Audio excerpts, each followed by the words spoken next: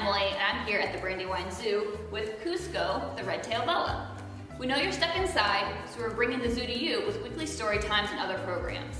This week we're reading The Snake Who Was Afraid of People by Barry Louis Polisar. Leo was a normal snake. He liked to sun himself on the rocks, and he liked to hide in the shade of a woodpile on real hot days. But unlike other snakes, who would occasionally wriggle up to other people's porches to show how brave they were, Leo was absolutely, positively afraid of people.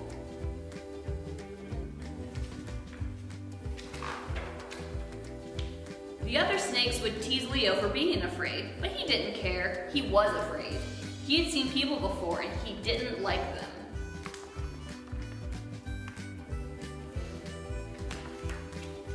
Sometimes Leo would be lying peacefully under a pile of leaves, when all of a sudden someone would be standing over him, poking him with a long stick. If he were lucky, he could scare the person away by coiling up and sticking out his tongue. But usually he wasn't lucky.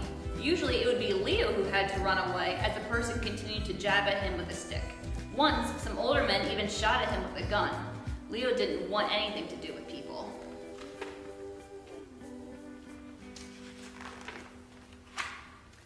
His mother would try to make him feel better by saying, "People are just as afraid of you as you are of them."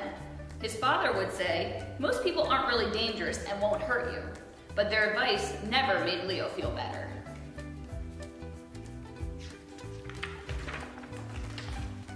One day, Leo was playing with his friend Laszlo by the rocks in the pond near his home. All of a sudden, a man appeared out of nowhere. Before they could escape, the man bent over and grabbed Laszlo. Leo watched in horror as Laszlo was taken away.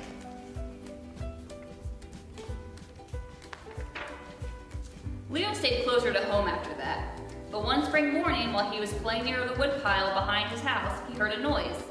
A little boy was walking through the woods carrying a stick and a big brown bag. Leo quickly darted underneath on an old board to hide, but it was too late. He had been spotted. The boy swooped down and grabbed him and threw him into the sack. Leo was captured.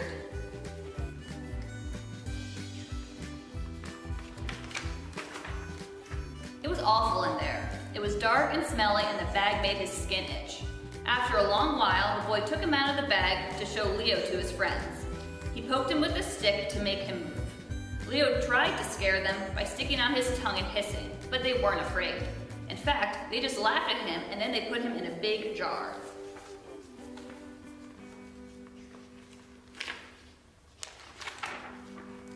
It was hot and stuffy inside the jar. The boy had poked a few air holes in the lid, but they didn't let in too much air. To make matters worse, the boy set the jar on a window ledge in the sun. It became so hot that Leo could hardly breathe. Leo was tired and thirsty and very lonely. He wondered if he would ever get back home to see his family and friends again.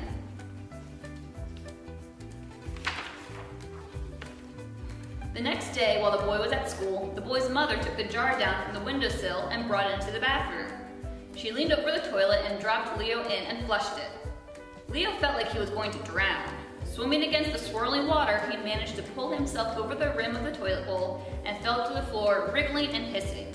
The woman stepped back, and Leo squirmed out of the bathroom as fast as he could.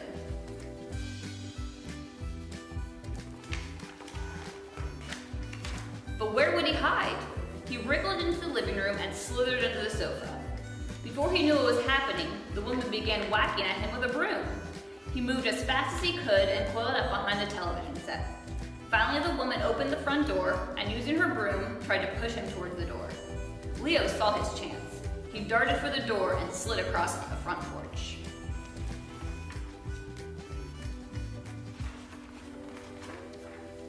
Just as he was slithering across the yard, the school bus let the children off at the corner. They all saw him, and a dozen kids began running after him, shouting and screaming. A dog was chasing him too.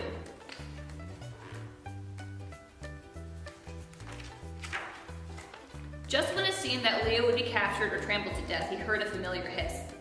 Leo turned and saw his old friend Laszlo calling to him from a hole behind a tree. Could it be possible? He wriggled over and slid down the hole.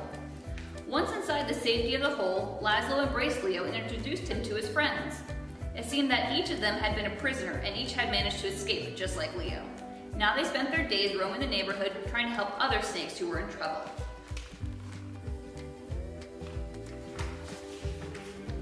Laszlo had been rescued by a group of snakes who operated an underground railroad that reunited snakes with their families.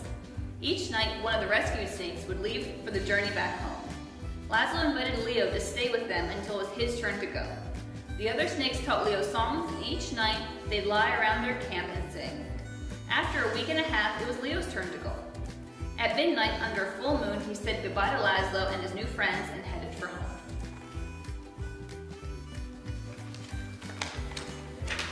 Some of the other snakes had made Leo new clothes so no one would recognize him along the way, and his disguise worked.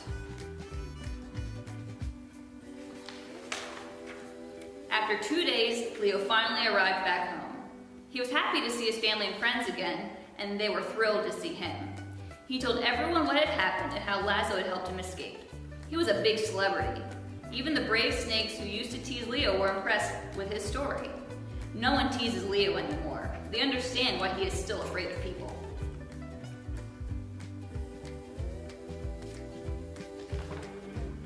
The end. Thank you for joining me and Cusco as we read this story.